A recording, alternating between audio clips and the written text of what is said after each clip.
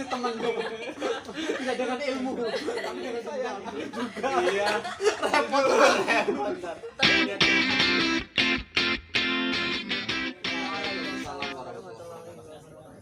Kembali lagi ke Semesta Bicara, Menyatukan kita. tagline yang baru buat sejam yang lalu. Oh iya.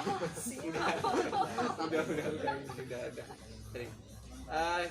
Bersama lagi ke saya Deki dan Fajar ya. di Semesta Bicara, menyatukan kita, dan kita jebak lagi nih satu bintang tamu datang di Semesta, yaitu Mbak Vivi. Ya. Assalamualaikum Mbak Vivi. Waalaikumsalam. Gimana kabarnya? Luar biasa. Sehat, mantap. Biasa. Mukaan semangat. Pagi gitu. Pagi. Mungkin agak siang. Mbak Vivi ini dari ini lulusan S1 sarjana psikologi. Mungkin kita akan sesuai dengan tema kita yang mau nanti kita Betul. kulik-kulik ya. kita membahas sedikit tentang sedikit banyaknya nanti lah ya, tentang psikologi yang mungkin anak-anak muda sekarang perlu ketahui, terutama yang banyak lagi viral-viral gitu ya, terutama istilah-istilah baru kayak healing terus apa namanya self apa ya, nanti lah ya istilah-istilah itu bisa kita bahas, dan sebenarnya apa memang itu bagian dari permasalahan psikologi atau itu hanya lebay gitu ya, itu kan perlu dibahas, karena kalau lebay itu kan mungkin berlebihan, itu sebenarnya nggak ada masalah ini, cuman karena dia terlalu Atau istilah-istilah karangan aja yang muncul. iya saja kan Kayak gitu kan. Nah, oleh karena itu kita tanyakan langsung nanti. Mbak Vivi ini sekarang Lagi sibuk apa nih? Sibuk apa nih? Hmm. Sibuk duduk. Iya, betul sekali. Duduk menikmati Hidup. Kopinya ya. Iya. Ya kopi di mana dulu Semesta. Wih. Langsung promo. Sponsor. Ya. Akhir-akhir ini lagi sibuk di biro. Oke, biro apa? Biro jodoh, bukan dong. Biro psikologi tentunya, kan lulusan psikologi. Soalnya saya lebih butuh biro yang pertama. Nanti deh carikan. Oh iya. Itu juga boleh. Salah Jadi satu side job. customernya atau kliennya bisa jadi ini kan, jodoh kan bareng. Bisa jadi loh. Kenapa kamu masalah psikologinya sulit menemukan jodoh itu? Ya, itu jadi masalah psikologi kan. Solusinya apa? Ya, tapi jodoh. Ya lanjut Bisa aja. Ceritanya soal apa? Aktivitas di biro ya berarti ya. Iya, untuk di biro keseharian sebenarnya nggak keseharian sih, Hmm. biasanya. Hmm. Karena S1 lebih sering jadi asesmen sebelum ke psikolog. Jadi Oh. kadang tes atau mungkin observasi yang nanti bisa membantu psikolog nantinya bisa Mendiagnosa. karena Karena baru S1 ya. S1 kewenangan tugasnya S1 sebatas itu, Sebatas apa? asesmen Bantuan membantu. Memberikan ya layanan awal lah ya ke pasien. Asesmennya gimana misalkan? Ke klien, maksudnya klien bukan pasien. Klien. Itu kayak lebih ke bisnis. Sebenarnya itu juga bisnis. Tapi kan istilahnya beda. Ini jangan dilanjutkan. Jadi itu gimana? Itu kalau asesmennya gimana bentuknya?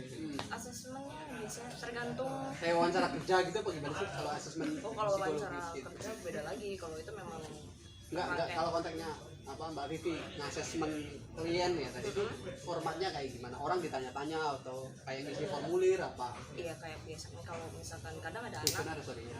kadang bisa jadi anak, bisa jadi Orang dewasa. orang dewasa. Oh itu beda-beda ya ini. beda. Asesmennya beda-beda. Tergantung.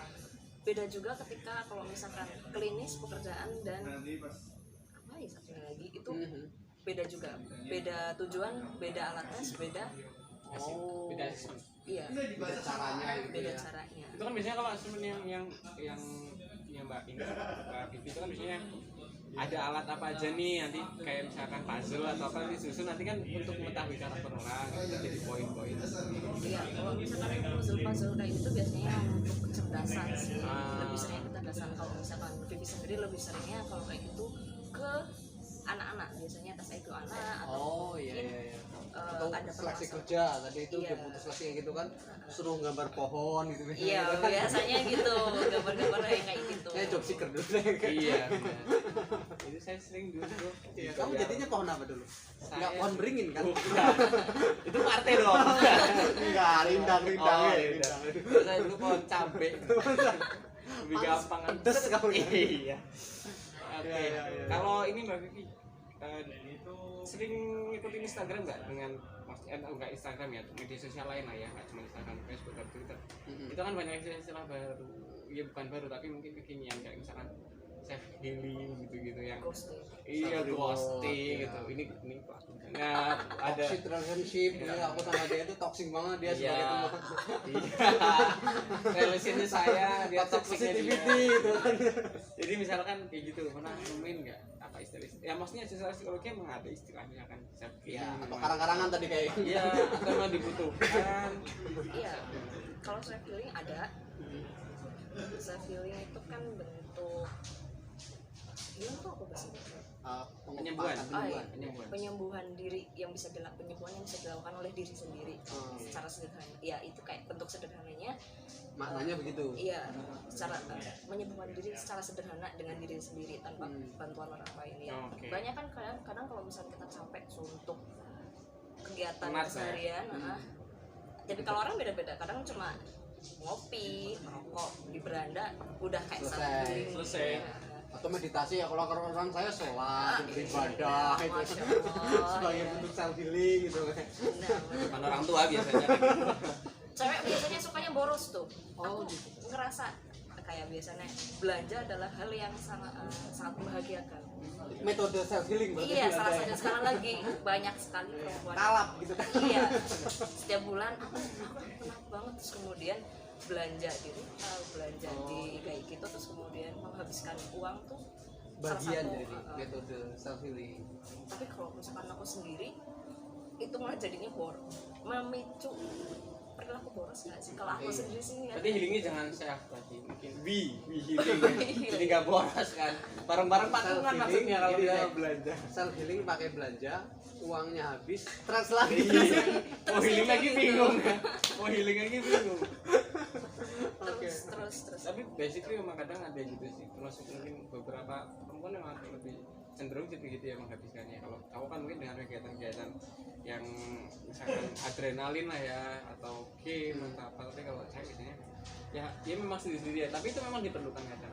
iya perlu, sangat perlu untuk menjaga produktivitasnya kita, menjaga emosi stabilitas kita juga, karena kalau terus menerus kita push secara emosi, otomatis fisiknya kita juga lelah. Fisik lelah juga bisa berimbas, emosinya bisa. Jadi emosi dan fisik dan psikologis itu harus seimbang. Itu kalau misalnya self healing itu memang harus di apa namanya ada rutin atau memang tertentu, misalkan kayak ada tekanan yang baru-baru dirasakan atau harus rutin gitu. Kayak servis motor gitu, Iya. 3 bulan sekali gitu sih. Baik dilakukan. Motor healing kan? Motor Enggak juga dong. bisa dilakukan paling tidak sebulan 2 kali. Sebulan 2 kali. Stres nggak stres? Stres enggak? Maksudnya stres nggak stres balik harus lagi healing ke apa gitu? kebutuhan, balik lagi sama prioritas kebutuhan. Kalau misalkan ternyata dalam sebulan ini diri saya merasa bahwa Normal. iya, Nah, itu masalah. kegiatan yang kayak di pekerjaan juga gitu-gitu aja dan tidak ada yang menekan emosi, ya selama dia baik-baik saja itu tidak dilakukan sebenarnya tidak apa-apa, cuma untuk menambah produktivitas mungkin untuk kayak mencairkan suasana yang gitu-gitu aja Iya. boleh banget dilakukan. Bagian dari mungkin self healing itu kan mungkin istilahnya paling juga Refreshing bisa, refreshing ngelakuin hobi juga bisa dikatakan self Self healing, healing, bisa termasuk dalam self healing. jadi nggak kalau yang kadang saya lihat ya di beberapa konten media sosial itu kan self healing direpresentasikan dengan jalan-jalan yang jauh atau Staycation di hotel Iya. mahal. Staycation gitu-gitu. Ini istilah populer sih di pandemi juga. Iya. Buset, ini self healing habis itu Numpang betul. tidur di hotel. Iya, Staycation. kan ada nggak gitu juga, cuman menjalankan hobi yang kita suka aja udah begitu. Iya, sudah menjadi bagian. Yang penting self healing itu Buset. Ya. Oke, lanjut nih Mbak Vivi terkait dengan yang tadi, nyambung yang tadi nih. Soal self healing ini kan sering banget itu ya, karena informasinya banyak bermunculan di beranda-beranda medsos kita itu Iya. bikin orang banyak yang gampang nih ngejudge. Ini kayaknya aku butuh nih self healing ini. sebenarnya dalam apa dari kacamata psikologis kacamata Mbak Vivi. Apa kacamata saya ini? mau tak pinjemin kacamata Kacamata itu saya. ada ini nggak sih, ada kayak standarnya nggak sih, atau ada ya semacam gejala-gejala awal yang itu mungkin bisa membantu teman-teman nih untuk mendiagnosa apakah saya sudah perlu self healing tadi, atau memang ya itu lu aja yang malas, lu aja yang manja gitu. Nah, gimana tuh? Dalam keseharian kita kadang kita tahu istilah burnout. Burnout ya tahu ya. Ya itu kan keadaan dimana Otak kita kemebul ya. ya, salah satunya ya metal. Iya. Itu radiatornya habis. Mobil dong itu. Dalam keseharian kita biasanya kayak kita karena saking jenuh kita bisa biasanya hilang fokus Hilang fokus ya. burnout. Kurang minum. Ini kok kayak iklan komersil. Mancing sih. Terus Ya, ini tapi bener, iya bener kan karena cairan kurang jadi kita kurang fokus dan kadang kita lupa tidak mau mengisi ulang, itu juga bisa berakibat kalau misalkan lebih parahnya lagi. Tapi juga tahun parah nggak juga parah sih, cuma kayak level lebih lanjut dari itu ya. Hilang fokus, kemudian bisa menarik diri ya, tapi kan karena menarik diri dalam artian barangkali salah persepsi. Kadang kita memang butuh waktu untuk sendiri. Menarik diri bukan berarti dalam konotasi yang benar-benar tidak mau bersosialisasi lagi atau antisosial, no lab gitu istilahnya. Iya, itu terlalu berlebihan. Menarik diri kadang kayak misalkan kita Ya ada untungnya juga kan ya, kalau narik becak kan mungkin ada untungnya juga. Iya. Oh, Narik angkot lebih banyak. Emang untuk bisnis ya kalian. Enggak, lanjut distrak tadi. Tadi. Nah sampai bahayanya sampai narik diri gitu kan. Iya, tapi kalau misalkan kayak di kantor terus ada jam-jam tertentu dimana mungkin Jam sibuk. iya jam sibuk. Misal mulai kerja jam 8 terus kemudian jam 10 kita kayak sudah batasnya di mana kita harus bernafas sejenak dari pekerjaan, itu kita bisa Mungkin ngopi dulu Iya. gitu ke pantry gitu ya. Atau ke semesta itu boleh. Asik. Iklan lagi udah 2 kali nih iklan nih. Invoice-nya nih ditagih di sana Nah, belakang. itu yang salah satu kayak menarik diri dari sejenak menarik diri dari rutinitas. Terus kemudian Itu apa?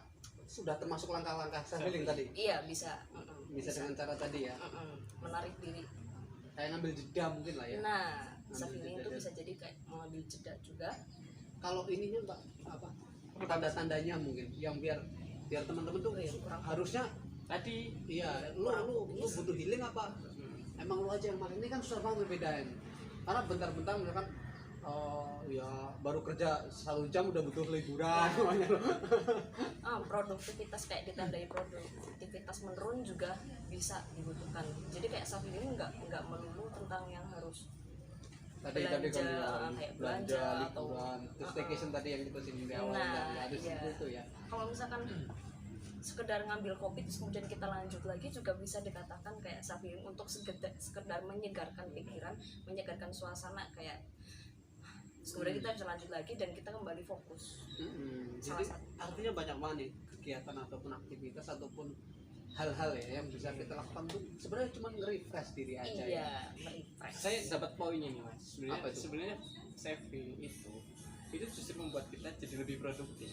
Nah, Sebenarnya loh ya. asalkan proporsional. Nah, cuman nggak, kalau yang ditakutkan ya, terutama bagi teman-teman yang milenial lah ya, yang dimaksud self healing itu nanti jadi keterusan loh. Jadi kayak biasanya kecanduan gitu berulang. loh. Nah, ya, padahal justru pecandu. kebalikannya, bukan justru membuat malas, tapi self healing justru membuat kita produktif. Misal kayak lagi belajar terus pusing, udahlah main game, terus kemudian udah fresh nih, terus belajar lagi 5 baru menit doang. belum selesai ngerjain, udah pusing nggak tahu, terus kemudian main game Butuh ke lagi. Bali nih. Itu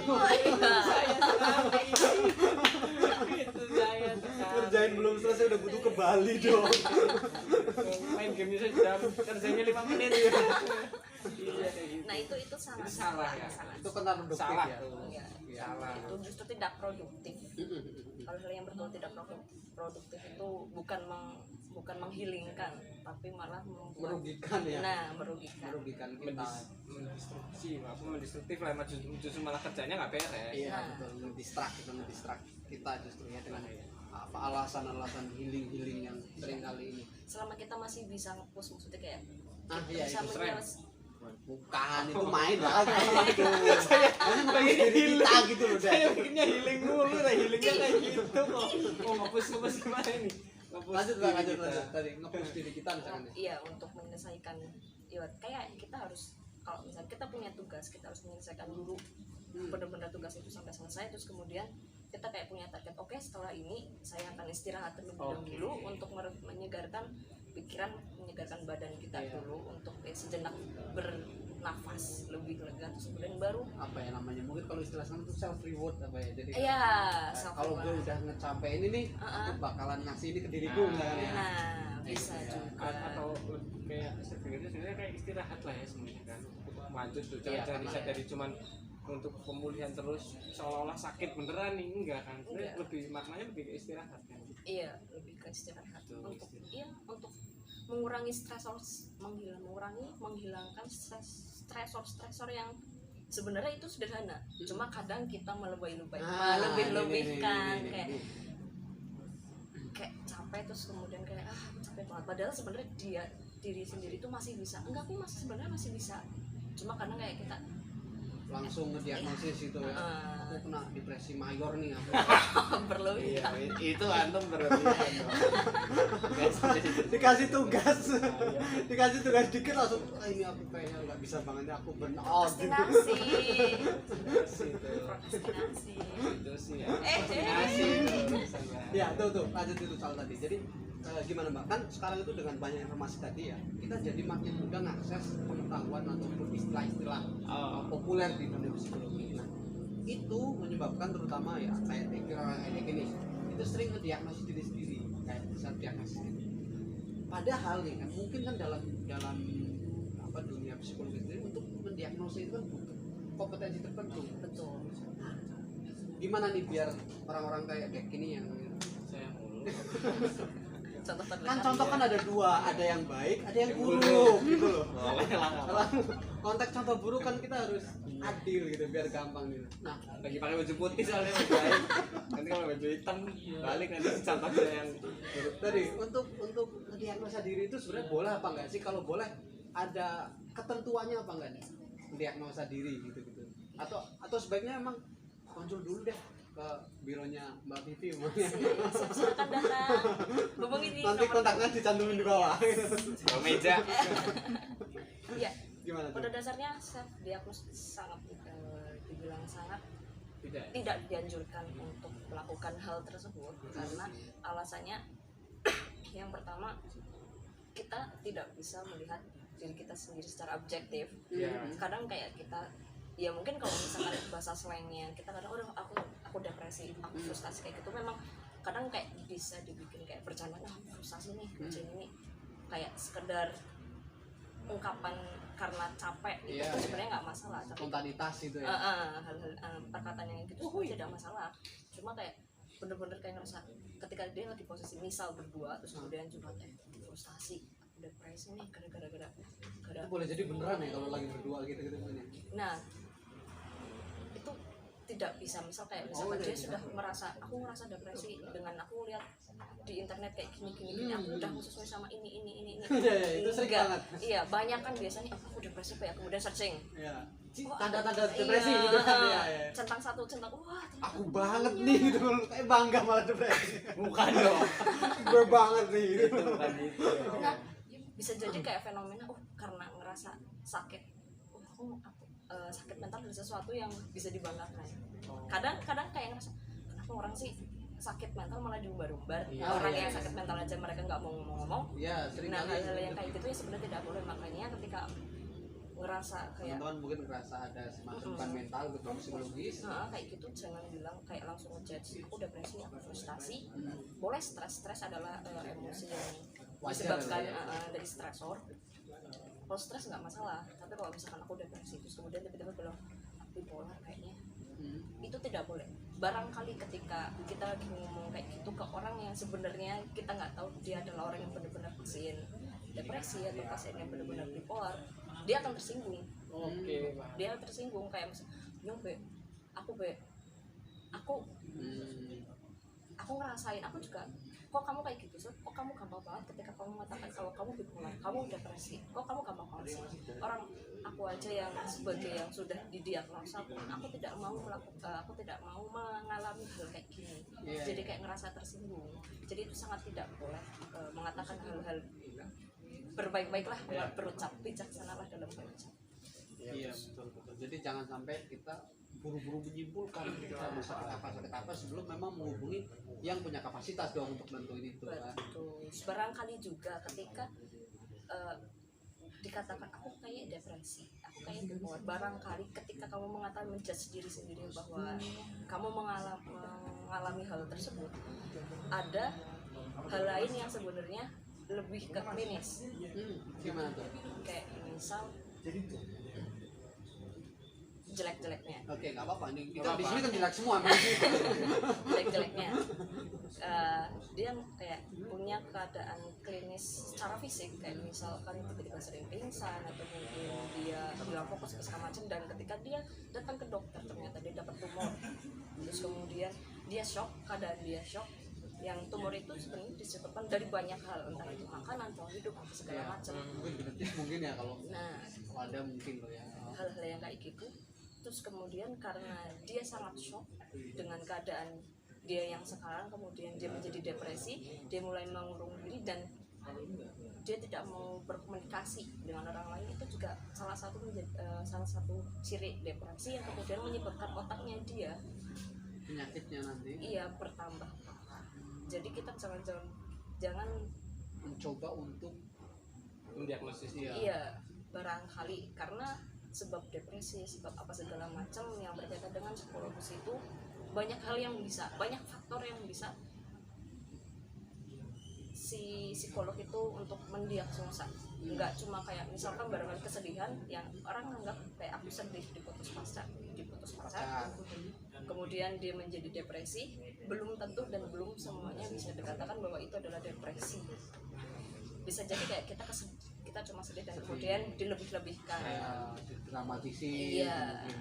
Drama queen biasanya kayak gitu.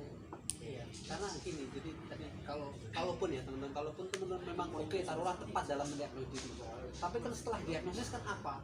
Artinya penanganannya kan teman-teman nggak tahu, karena yang lebih penting dari diagnosis diagnosis itu bagian yang penting karena untuk menangani juga butuh tahu dulu sebabnya apa atau kondisinya bagaimana gitu kan. Yang lebih penting dari itu kan penanganannya bagaimana. Ngomongin soal penanganannya kan ya psikolog dong yang tahu gitu kan. Cuma teman-teman diagnosis, saya depresi nih, tapi nggak tahu cara tangan depresinya gimana. Kamu bukan ahli. Iya, poinnya menarik itu, maksudnya ternyata kayak ini sih realita aja di circle kita kadang kan menemukan ini loh sukses depresi nih sesuai dengan tanda-tanda yang dikatakan di Google media sosial atau di apa kan banyak tuh tanda depresi atau gejala-gejala psikologi terus diumbar apa itu sih poin yang mungkin bagi saya melihatnya malah menakutkan. Tapi melihatnya maksudnya kayak loh, bisa sampai kayak gitu tadi yang disampaikan, mungkin ada yang depresi beneran ini tersinggung kan. Karena nggak tahu maksudnya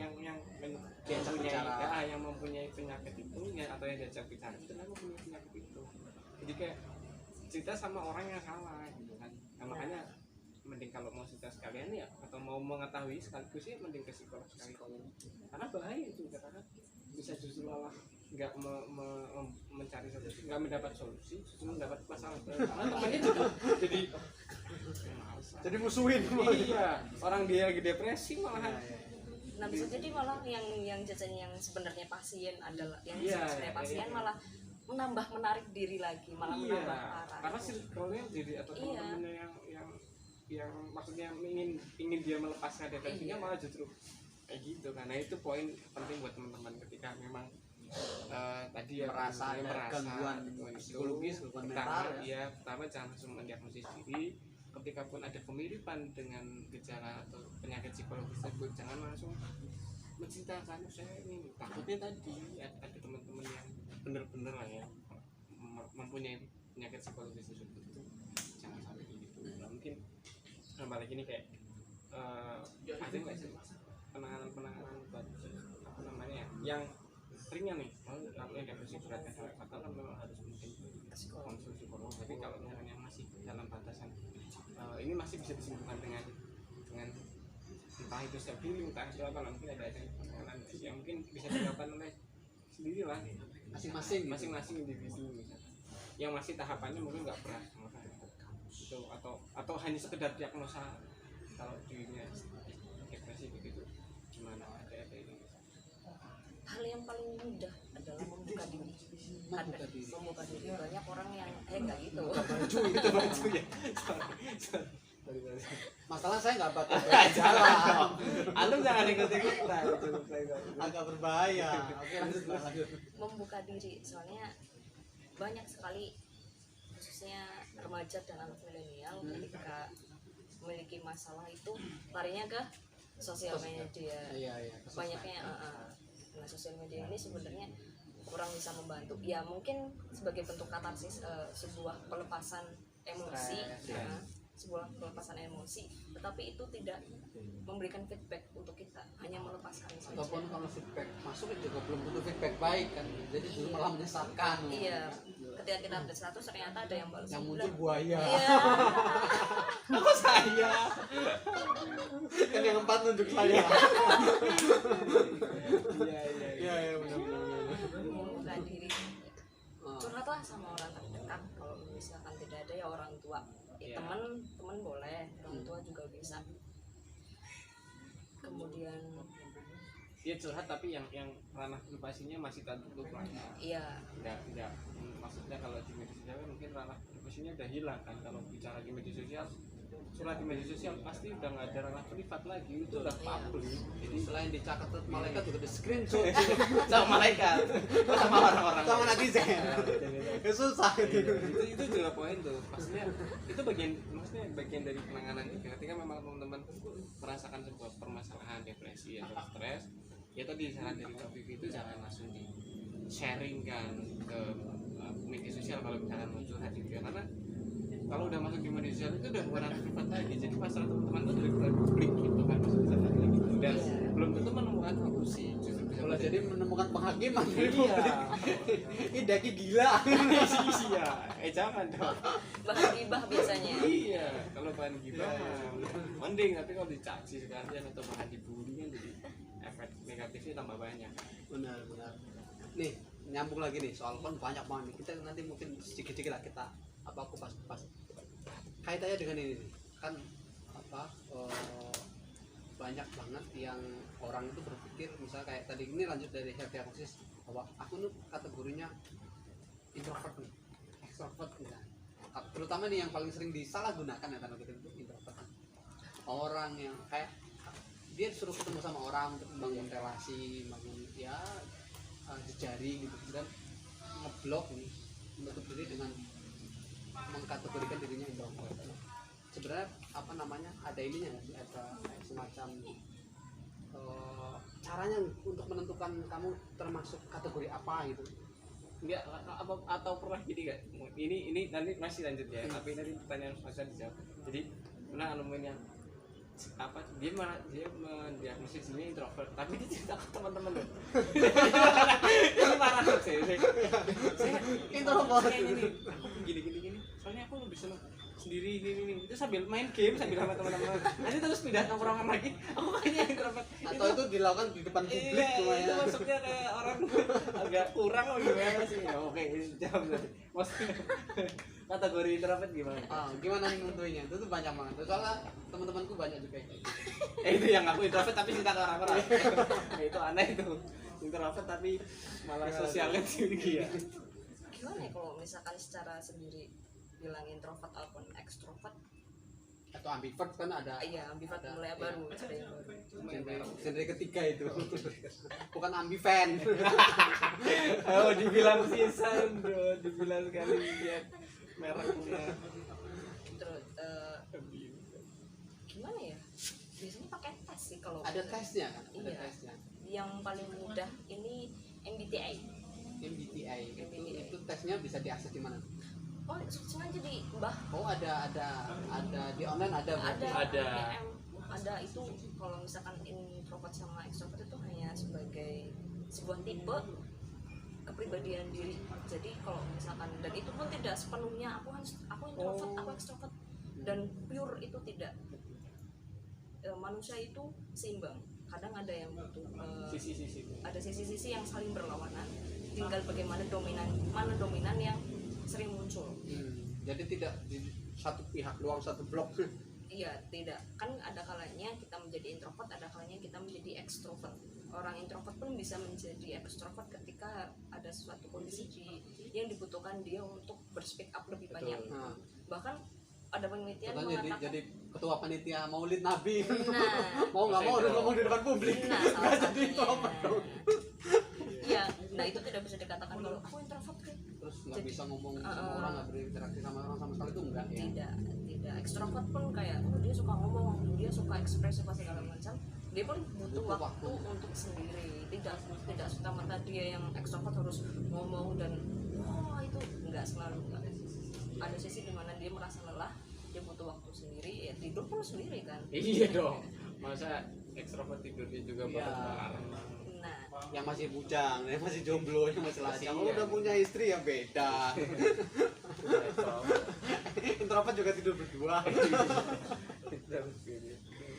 iya yang seperti itu. Jadi dikatakan introvert banget. Orang yang introvert kan sering dilabeli kalau dia itu orangnya diam, susah bersosialisasi, kemudian tidak bisa membangun suasana.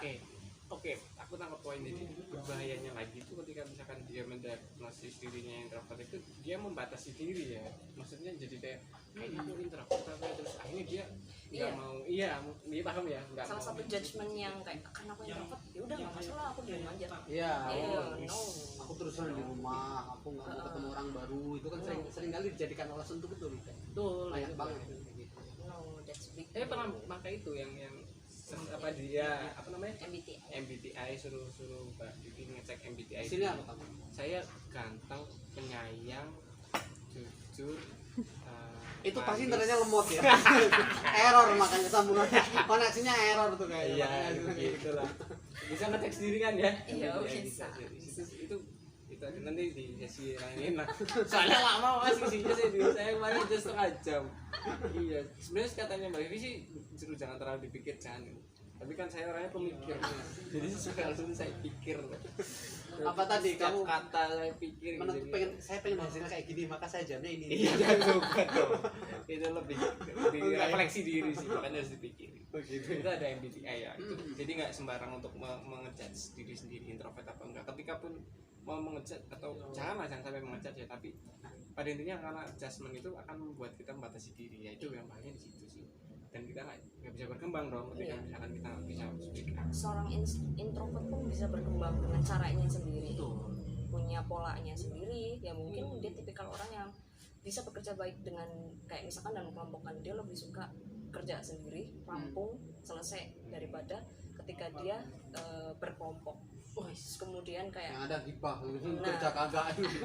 ya kan kadang ada yang kayak gitu. Ya, ada. Tipikal Ini. beda. Terus kalau Kerja kelompok yang kerja, akunya enggak.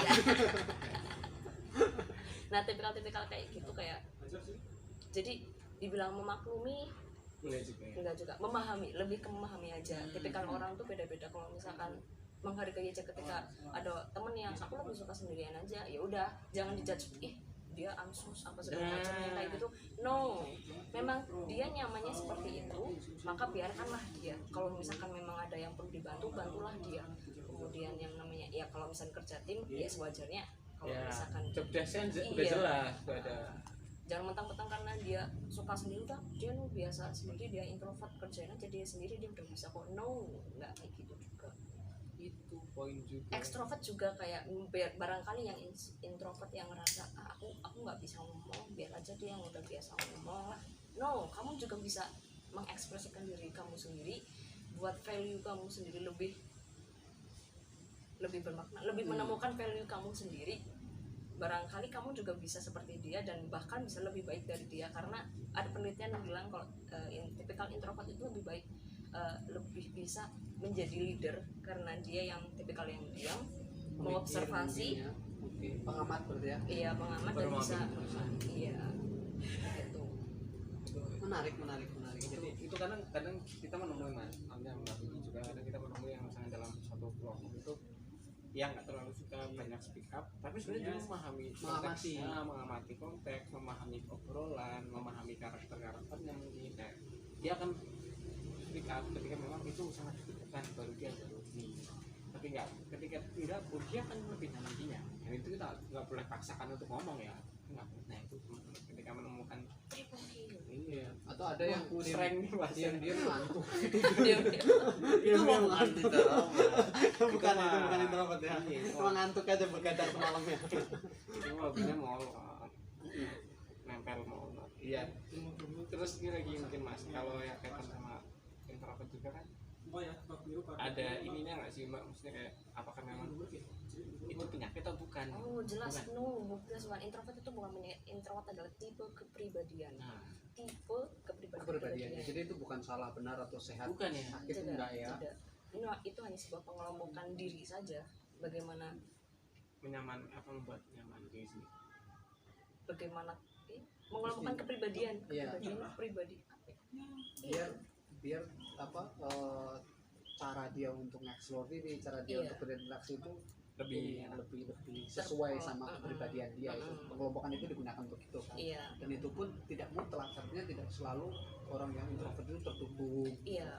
Dan yang extrovert itu selalu open ke siapapun. Bahkan bisa berubah juga. Kayak aku melakukan MBTI kalau nggak salah 2020 bulan Februari.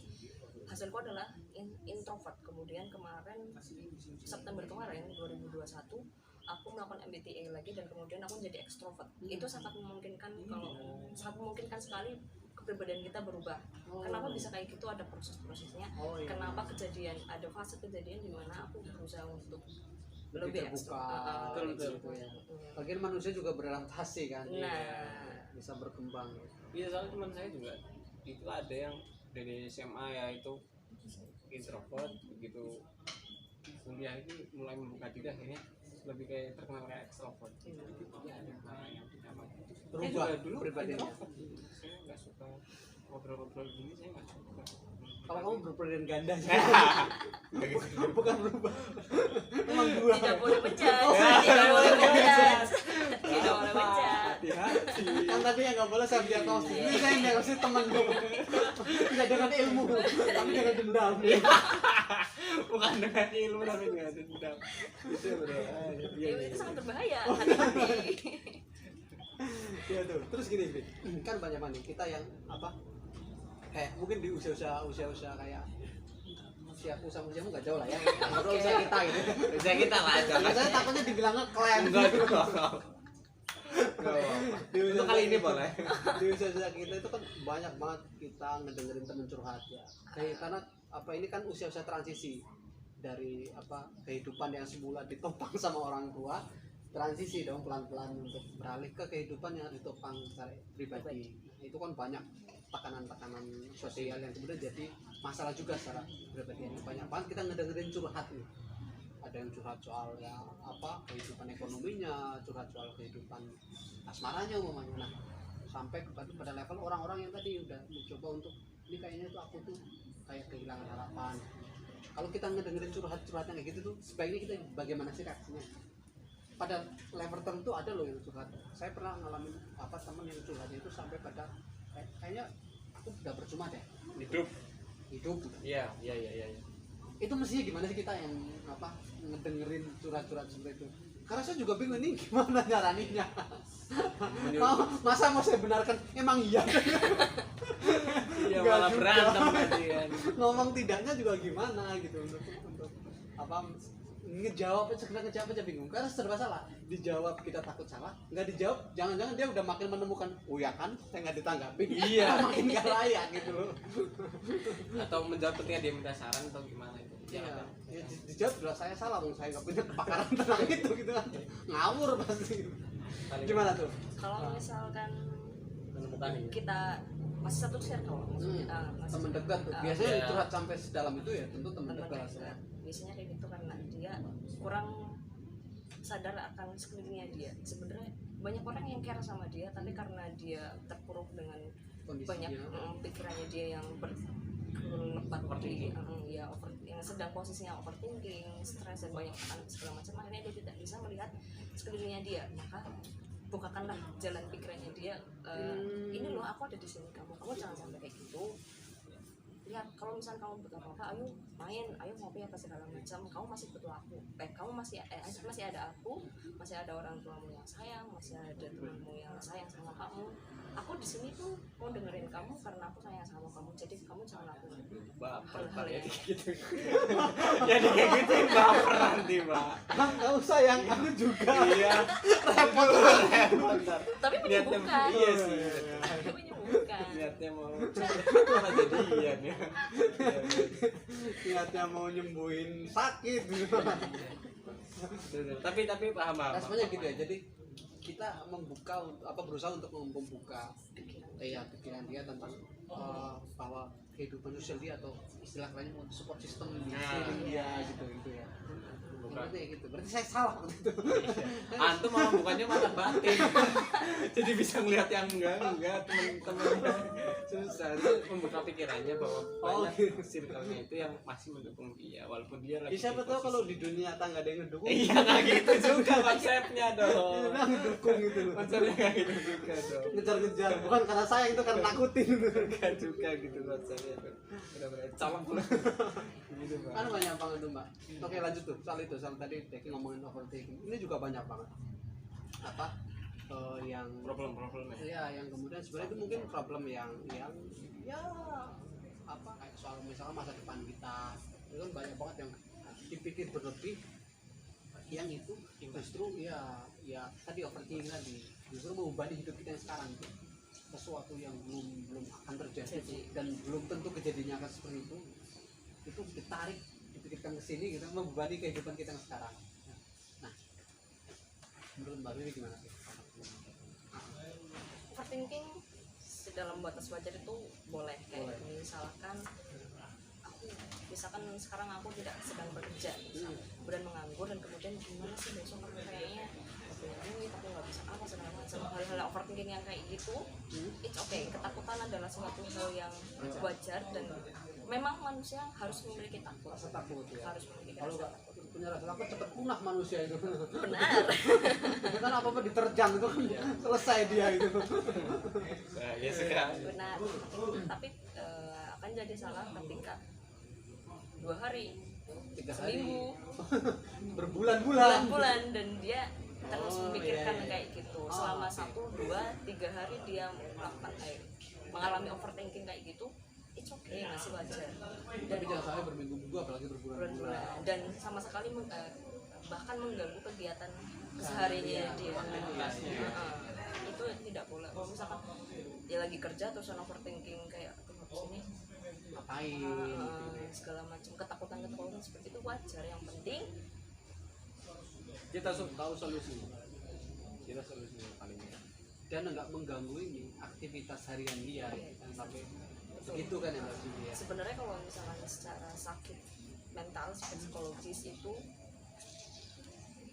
yang bisa menyebabkan kenapa kalau kapan kita ada waktu untuk ke psikolog, ketika kita merasa atau mungkin bahkan orang sekitar melihat bahwa diri kita sudah tidak bisa melakukan aktivitas secara normal.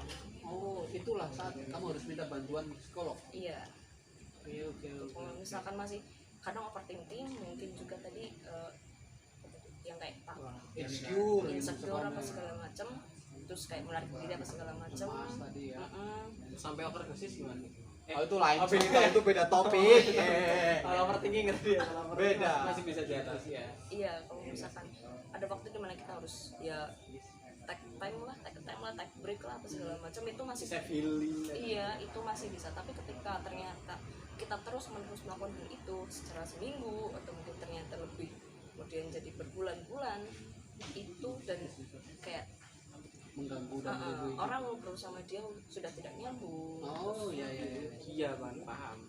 Yang kayak gitu, kayak coba deh konsul, coba deh ngobrol sama psikolog sebenarnya apa sih. Kadang kita tidak kondisi yang kita nggak bisa nyambung tuh kayak kita tidak bisa menyadari aku sih aku stres kenapa sih. Nah kadang dipancing-pancing kadang kayak kadang kita diri sendiri tidak bisa menyadari bahwa sebenarnya kita stres. Ada tipikal orang yang over kita melakukan hal biasa tapi kayak ngerasanya orang lain kamu kayaknya butuh deh. Enggak, aku biasa aja kok, aku masih bisa ngelakuin.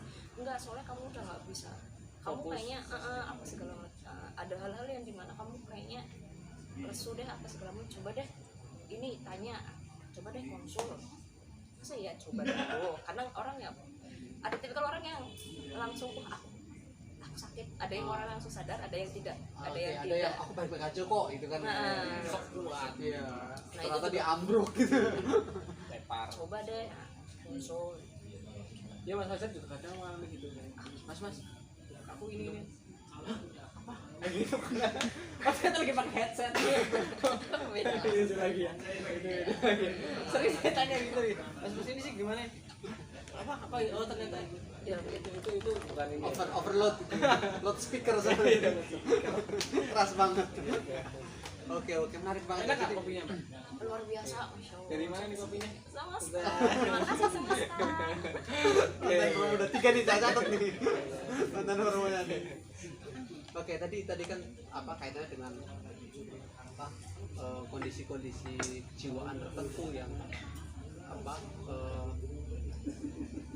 harusnya kamu perlu mendapat penanganan psikologis nih. Jadi ini kan tadi ya, ketika itu sudah mengganggu kehidupan sehari-hari. Jadi jauh masih baik-baik aja, kamu insecure boleh, menyerah cuma dengan itu kan kita bisa mau diri kita sendiri kan. Overthinking juga boleh, karena overthinking juga mungkin kalau dimaknai positif bisa untuk merancang masa depan nggak sih? Betul. Ya sih, ya kan? Refleksi diri juga. Sana, ya. Tapi kalau udah sampai mengganggu kehidupan kamu yang sekarang pun kamu udah nggak bisa bersosialisasi lagi, atau kerjaan kamu udah makin banyak tumpuk gara-gara kamu mikir yang enggak ke depan, itu kamu udah butuh bantuan psikolog gitu ya. Oke, terus gini deh Mbak, kan di kita nih di masyarakat Indonesia itu kan pergi ke psikolog ya sakit, sebenarnya kondisi sakit kan, sakit kejiwaan. Kalau sakit jiwa kontennya udah langsung negatif nih. Iya. Ya kan itu kan kayak apa ya, kalau aku ngomongnya aib sih. Jadi orang itu takut atau malu nih konsul ke psikolog karena khawatir begitu umpamanya aku nih psikolog, orang-orang di sekitarku bisa jadi ngechat cepat ceritan gitu. Kentir lah itu. Kentir gitu. Kentir apa kowe? Gitu tuh. Nah, mestinya gimana sih kita nanggepin kayak gitu? Karena di kita masih jadi sakit jiwa itu belum dianggap sakit yang normal. Itu masih menjadi seorang apa sakit yang aib gitu loh. Lebih ke bukan sebagai sakit tapi lebih ke aib.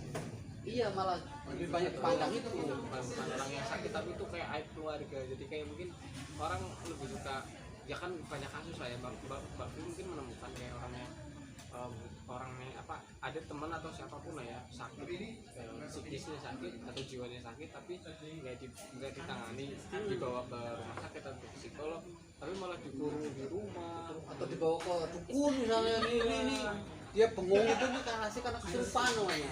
coba tanyain kodamnya, coba maunya apa kodamnya gitu, ternyata kodam jaya. Ini sensor ini. Itu bahaya. Aku digeruduk. Dia kan bahaya maksudnya Mbak, kalau misalkan nggak tahu cara penanganannya. Menurutmu Mbak Vivi gimana tuh terkait dengan apa stigma masyarakat terkait sama orang yang punya gangguan psikologis? Sejauh ini dari kami komunitas psikologi masih terus berusaha untuk kayak menambah wawasan bahwa sakit gangguan jiwa itu bukan bukan suatu stigma yang memalukan. Itu sesuatu yang orang sakit sama halnya ketika Flu. sakit secara fisik, sama halnya yang kayak gitu. Jadi kayak masih terus kadang ada yang mulai sosialisasi. Stres pun kayak ibaratnya stres masuk dalam salah satu kondisi di mana gejala awal untuk gangguan sakit jiwa.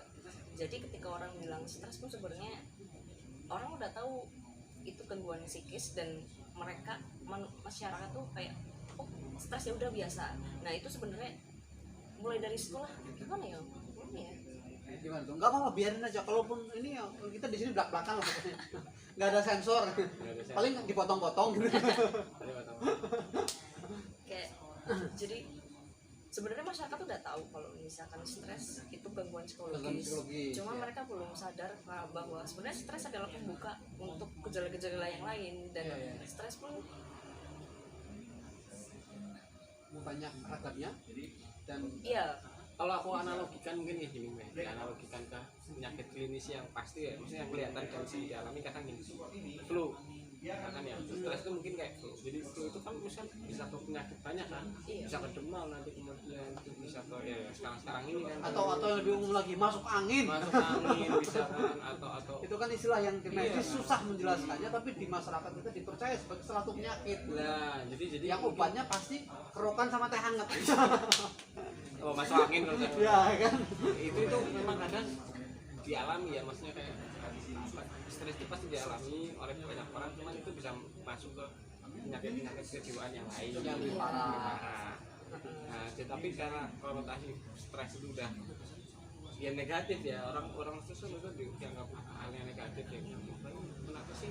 Oh dia stres nih, ini padahal ya stres itu dia lagi kondisi yang ini ya, kondisi sulit, maksudnya lagi di dalam kondisi yang sulit dan nggak boleh dijudge bahwa itu hal yang negatif bukan. Ya kita harus bantu kamu kenapa. Salah satunya ada di teman cerita. Itu penting nggak sih untuk maksudnya ketika kita menemukan teman yang lagi di posisi stres, itu kita harus bisa menjadikan teman kita atau itu kan soalnya stres tadi bahaya kan, maksudnya bahaya, tapi ya bahaya konteks bahayanya karena bisa masuk dalam permasalahan kejiwaan yang lebih dalam lagi lah. Berarti kan paling nggak ketika kita menemukan atau melihat atau ya menemukan orang atau teman yang kondisi stres, gimana sih kita jadi cukup jadi teman curhat atau itu bagaimana? Atau malah dimaki-maki aja gitu. Ini tambah stres dong. ya kalau sahabat sendiri mah monggo Iya. kalau udah teman mah monggo Jadi percobaan. Kira-kira kalau kayak gini kayak gimana ya gitu. Eksperimen ya. kembali lagi sama tipe orang. Kadang ada orang yang kalau misalnya stres dia lebih suka sendiri, ada kemudian kalau misalkan stres ternyata butuh orang ya Ada juga ya gitu. ya sebagai teman kita gimana bro ada kenapa gitu. Kalau misalkan dia mau cerita dengarkan, kasih solusi kalau bisa. Kalau misalkan tidak bisa ngasih solusi support aja ya wis. Kalau kamu ada Nggak usah apa ngejat lah ya. ada aku di sini mau cerita silakan kapan, yang penting nanti dibayarin. Oke. Itu poin pentingnya. Di kalimat terakhir itu aja.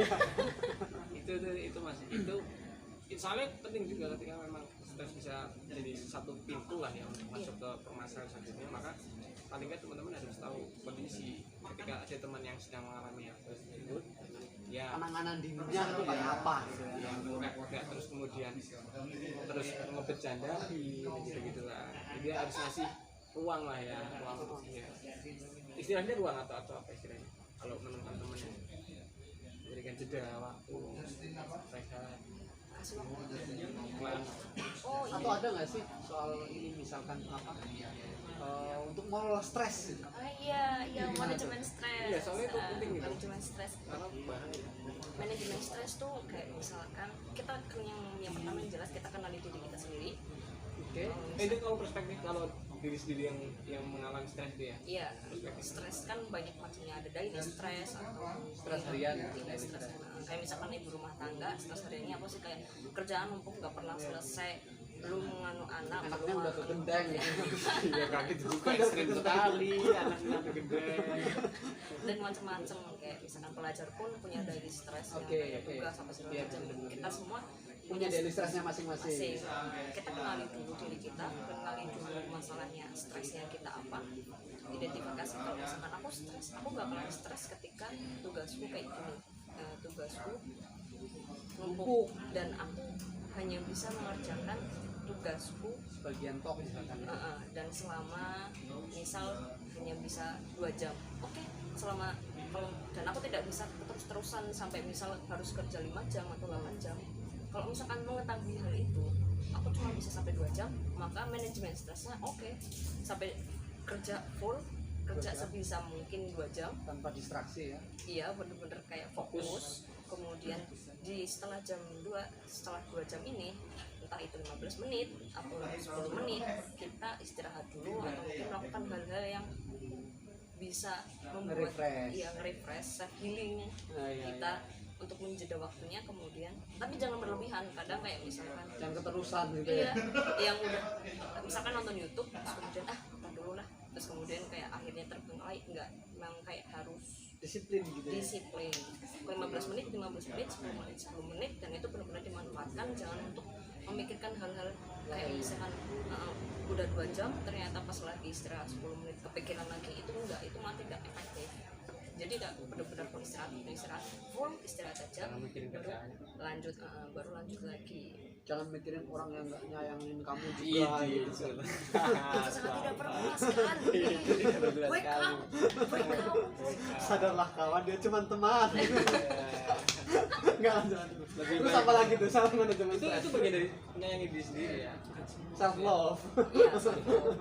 Iya, termasuk dalam manajemen stres. Dan manajemen stres orang tuh beda-beda. Ada yang kalau misalkan aku tipikal yang kayak gitu, kalau misalkan mengerjakan sesuatu, aku harus kerja, aku cuma bisa Tahu batasnya gitu. tahu batasnya. Kalau misalkan lebih dari itu, aku tahu bakal kerjaanku nggak bakal beres dan aku bakal sibuk, aku bakalan banyak hal yang terlewatkan. Itu bener-bener kayak membuat kerjaan itu Justru akhirnya nggak maksimal gitu ya. bagian itu manajemen stres, kayak tahu Tahu batas. Diri kita. Jadi pertama langkahnya adalah mengenali diri sendiri. Iya. Setelah itu ada lagi nggak? Menyayangi diri sendiri habis itu. Iya, menyayangi itu gitu kan. Menyayangi diri sendiri.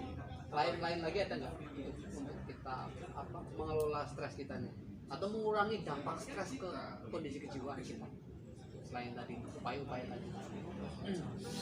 Kalau misalkan mengurangi, barangkali kalau misalkan dalam kerjaan, kadang kan tipikal yang kalau biasa aku sendiri, kalau misal lebih kayak kerja terus kemudian sambil dengerin cerita, dengerin musik, itu salah satu hal yang sederhana yang bisa sedikit mengurangi dampak stresnya kita dan ya. kita juga merasa nyaman dengan kerjaan kita juga sekalian sambil ya otak tuh tidak terforsir untuk mengerjakan yang demikian, dan ada jadi otak kanan sama otak kiri jalan, otak kanan yang dengan musik, kemudian otak kiri yang dengan tugas-tugas.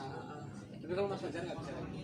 Soalnya kalau sambil dari musik sambil tumpah-tumpah biasanya kan. Dari musik Sambil bikin joget kopi, gitu ya. sambil bikin kopi. Itu saya tumpah-tumpah Mas Fajar tuh bahaya. Repot lah gitu. Gimana ini dimatiin dulu gitu. YouTubean pula, jadi itu lihat akhirnya nonton YouTube-nya enggak jadi. Iya. Ya itu nggak selesai biasanya gitu, malah bahaya kalau Mas Fajar nggak bisa. Ya harus fokus sama Mas Fajar.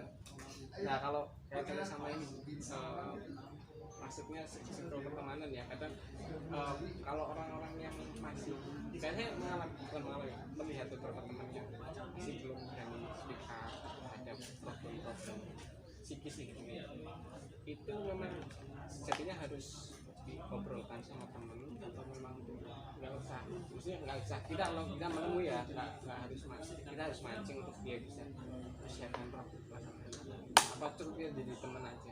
Karena beberapa teman saya ya ada ya sebenarnya saya tahu problem, bukan saya jatuhnya sok tahu ya, tapi kayak sok kayaknya dia ada masalah, tapi kayak pasang muka berdua itu, jadi lebih kelihatan ceria ini, tapi sebenarnya dibalik itu wah terpuruk gitu ya. itu nangis gitu kan, Nangis bombay gitu. iya itu sebenarnya itu gimana, apakah biarin aja kita ikuti alurnya seneng-seneng terus, atau sebenarnya kita harus mancing untuk dia share masalahnya, karena bahaya nggak sih kalau dipendem terus itu kan, kalau mendem durian mungkin pikir bisa panen gitu, Buah ya. dibuah Itu masalah itu. pendem masalah di dalam Makin hati. busuk gitu. Nah itu gimana kalau nemuin Lihat jatuhnya, soalnya kalau misalkan kita tahu dia punya masalah tapi terus karena kita terlalu care, kadang kita tidak melihat kondisinya sejatinya dia, kayak kamu ada masalah ya, cerita dong kayak terkesan memaksa dan tidak melihat suasananya dia, barangkali dia malah semakin tersinggung dan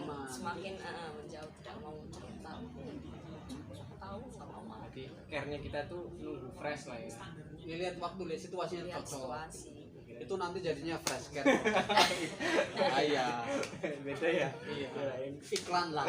Banyak banget iklannya tadi ada sponsor. Enggak, tadi kan nunggu waktu yang fresh maksud saya gitu. Wah, diterusin.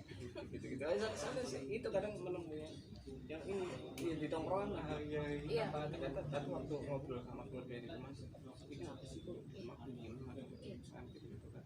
Ternyata ada masalah ada apa gitu. Mau nunggu momen ya nggak bisa kita paksakan. Orang kayak gitu ketika dia mau speak up adalah ketika posisi situasi di mana dia sudah menerima dia sendiri, menerima dirinya dan menerima masalahnya sendiri. Ketika dia belum siap terus kemudian kita todong, kagetlah dia, larilah dia. Kalau misalkan dia sudah mulai speak up, aku sudah tidak bisa menyelesaikan masalahku sendiri, aku butuh bantuan kalian, ya udah, welcome, come here. Kami jungle. Tenang aja, gak usah bersedih dengan masalahmu. Ada masalah yang lebih besar. Makin marah kayak gitu dibanding-bandingkan. Itu yang namanya apa? Positif toxic positivity ya. Ya kadang ada yang gitu nggak ada yang gitu. Wah, semonot tong gitu. Ya sih mending. Kalau nggak semonot tong itu malah jangan ya. Jangan. Itu malah bikin dia insecure, makin insecure dan makin kayak orang-orang ini nggak peduli sama aku.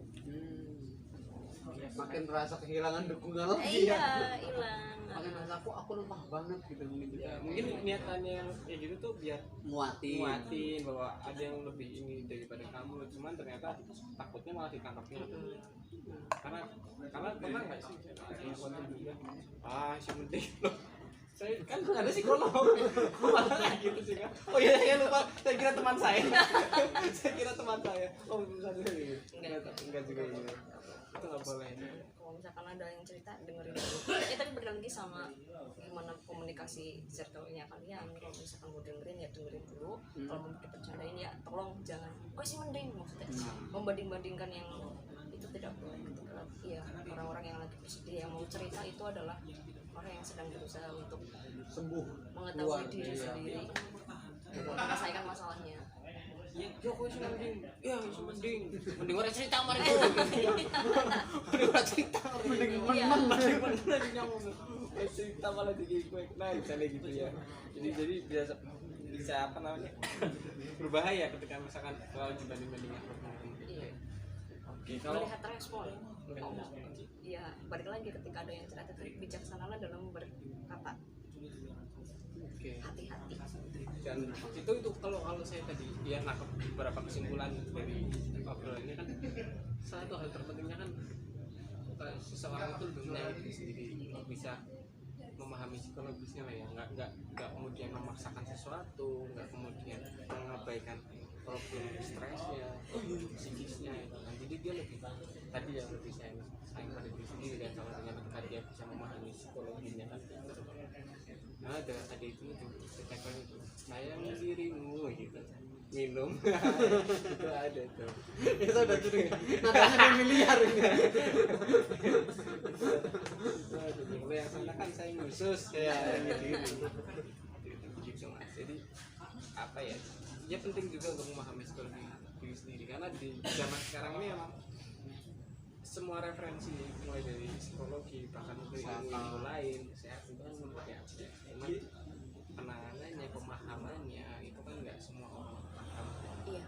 Atau ada ini nggak sih basic referensi atau referensi buat teman-teman yang ingin mengetahui psikologinya atau bukan mengetahui psikologi tapi paling nggak gambaran umum lah ya tentang psikologi itu di buku atau Kalau psikologi itu sebenarnya banyak, tapi kayaknya untuk macam-macam awam itu. Lebih sering dan lebih enak dipahami oleh masyarakat di Mbah sih, lebih banyak di Mbah. Kalau misalnya secara global Mbah Google ini maksudnya. Iya, Mbah nggak enak ngomongnya. Nanti dikira curhat kok. saya mau ngomong Mbah ini nih nanti. saya nggak punya ruang untuk menyelesaikan masalah, akhirnya malah repot nanti.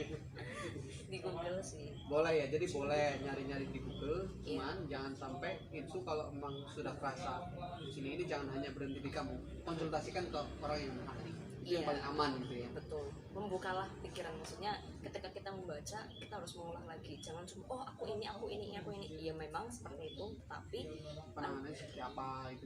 belum tahu juga dan kayak harus dipikirkan kembali kayak aku bener emang poin ini emang aku memang seperti ini, tapi kayaknya enggak deh, aku masih bisa kayak gini emang poin ini iya aku kayak gini, cuma kayaknya Masih bisa kayak gini. ada hal-hal yang gimana iya kamu melakukan kayak gitu, kamu ngerasa kayak gitu, tapi di sisi lain kamu juga ada beberapa perilaku yang sebenarnya bisa kamu cover, poin-poin yang misalkan sakit-sakit apanya itu kamu masih bisa cover dengan usaha kamu sendiri. Jadi jangan serta-merta kamu memakan semua informasi yang ada di Google. Kita digodok dulu lah ya, Iya. digoreng. Digodok dalam analisis, Iya, dipikirkan gitu kan. Karena segala sesuatu yang mentah itu nggak baik. Ini bisa dipotong nanti kalau enggak layak ditanya kamu Mbak Bibi.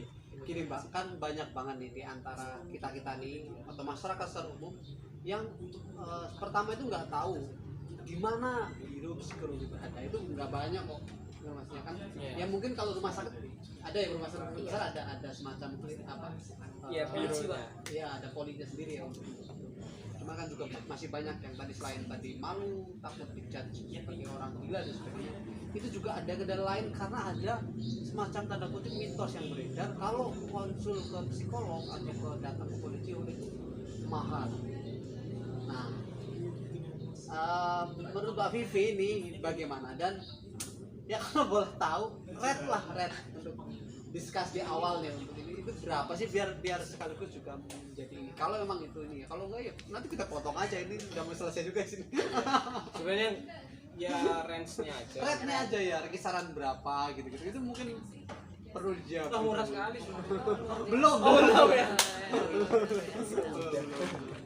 Ya untuk kalau misalkan di rumah sakit sendiri sudah poli jiwa itu sudah Masuk BPJS gak sih? Iya, Masuk BPJS kan? di Iya. RS itu sudah masuk BPJS. Tuh, masuk BPJS. Jadi putus cinta sekarang kita BPJS. Stres. Iya. Nggak Boleh apa-apa jiwa pakai BPJS enggak apa kan? Nggak apa sih, kita dapat duit sih. Oh iya, itu aja. Tuh, bener tuh. Cover Jadi sama jasa rinci. bukan jasa itu. Oh, beda. Itu beda itu kalau di jalan. Jasa harja itu. Apaan tuh? Ya, Bukan. jadi tercover BPJS. Iya, kalau di rumah sakit puskesmas dan beberapa puskesmas pun sudah menyediakan poli jiwa. Tapi kalau misalkan di Banyumas sendiri, aku belum dapat info di setiap puskesmas ada poli jiwanya atau Kalau enggak. di Jogja udah ada tuh, Nah. puskesmas Jogja. Semoga sih ya Allah, semoga di Banyumas setiap Ada puskesmas yang lebih ada. peduli lagi sama kesehatan mental gitu. Karena sehat bukan hanya fisik tapi juga apa psikologi juga perlu diperhatikan ya. Terus untuk kalau misalkan konsultasi di biro-biro kayak gitu, memang dibilang mahal. Oke lah. Relatif lah ya. Ya relatif. Harga standar itu Red aja red 200 ya. 200 untuk 250 sampai 150 sampai 200, begitu deh yang 250 Itu sebenarnya masih wajar ya. Kita berobat ke dokter juga ya segitu-segitu aja ya. Sama aja sebenarnya. Dan nah ini kan barangkali kan orang berpikir akan habis jutaan nih. Barangkali berpikir seperti itu. Padahal sebenarnya enggak juga. Harganya juga ya normal, itu harga untuk itu harga yang menurutku sangat murah dibanding kesehatan jiwa. Kan ukurannya sama itu ya. ya sebelum berlanjut yang lebih parah lagi kan lebih wow. Ya, Yang lagi. ini informasi penting ini sih. Kurang Buat lebih gitu. referensi. Coba deh besok kan kamu kan banyak jiwaannya mau selain itu. Nggak juga. Oke, Kalau mungkin saya- itu dulu apa ya, Dek? Ya, oke. Kalau Kita ya mungkin sudahi dulu lah sebelum makin ngawur nanti. Bicara belum makin ngawur buat teman-teman yang pengen ngobrol lebih ngawur lagi datang langsung aja. atau nanti bisa hubungi Mbak Vivi ke biro ya kalau punya masalah-masalah Kejiwaan. apa, psikis ya. Jadi jangan ngobrol ke teman, apalagi kalau orangnya kayak Deki teman-temanmu itu nanti Saya dihakimi bilang sakit. makin dihakimi Saya kamu. bilang sakit sekalian gitu. Kalau Oke, jadi Iya. terima kasih banget nih Mbak itu udah datang, udah mau berbagi nih sama kita. Ya jadi kita udah Sudah nyicipin kopinya? luar biasa. Kopi dari mana? Sama setengah. Hitung 4 kali tuh Bapak. Mau dikenepin satu lagi kan? Enggak usah. Jadi Kalau gitu. saya juga nyicipin nih teh. Tongjai. Tongjai. Ini. Enak Saya belum sekali. ada sponsornya ini. Ini masih nerima label sponsor. Ya. Teman-teman yang punya brand silakan. Iya. Tempel di muk ya. Atau di buku di ini Kaosnya juga masih polos. Ini tanda hasilnya loh. Kita masih menerima banyak sponsor. Sebenarnya ada polos semua nih dari baju gelas. Iya, termasuk itu pikiran sebenarnya saya juga polos. Lugu banget. letaknya mah polos, polonya los. Terima kasih ya Pak Billy. Mohon maaf nih kalau ada kata-kata yang Ya, mohon maaf. Banyak Ya, ngawurnya gitu iya. kan. next time kita bakal ngobrol-ngobrol lagi dengan menjebak narasumber Yang lain yang ya. lain. Itu aja mungkin, terima kasih. Assalamualaikum warahmatullahi wabarakatuh. Waalaikumsalam.